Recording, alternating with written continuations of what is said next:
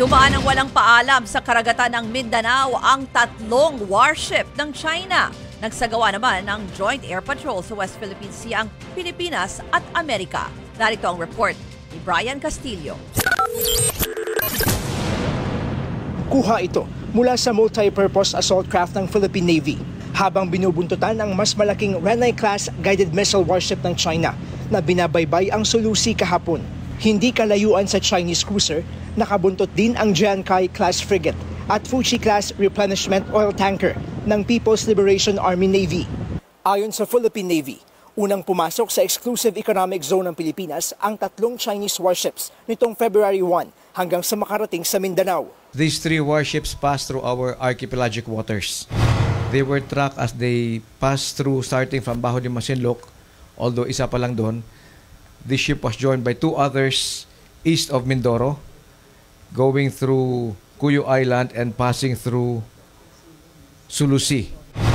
Sa ilalim ng tinatawag na Archipelagic Sea Lanes Passage Doctrine, pinapayagan naman ang kahit na anong foreign commercial at military vessel na dumaan sa ating karagatan.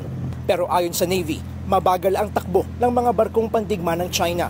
Ayon pa sa AFP Western Mindanao Command, walang sapat na diplomatic coordination ang pagdaan ng mga Chinese warship.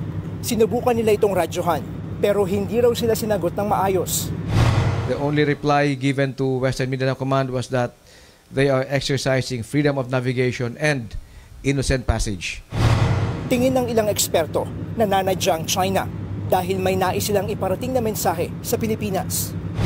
If they have not asked our permission, there's an indication, of course, that they're ignoring an earlier agreement that those Chinese vessels, warships, if they enter Philippine archipelagic water, should seek our permission. Batay naman sa huling monitoring ng Philippine Navy, nasa layong 120 nautical miles na mula sa Basilan ang 3 Chinese warships. Posibleng papunta raw ng Indonesia ang mga ito para sa Komodo Naval Exercise na lalahukan din ng Pilipinas. Ngayong araw naman, nagsagawa rin ng Joint Air Patrol at Exercise ang Philippine Air Force at US Pacific Air Force. Sa ilang bahagi ng West Philippine Sea, kabilang ang Panatag o Scarborough Shoal, 3 FA-50 fighter aircraft ng Pilipinas at 2 bomber planes ng Amerika ang sumali sa drills. Itinanggi naman ng Philippine Air Force na may kinalaman ito sa tensyon sa West Philippine Sea. This exercise is a crucial step in enhancing our interoperability, improving air domain awareness and agile combat employment, and supporting our shared bilateral air objectives. Nagbabalita mula sa frontline, Brian Castillo, News 5.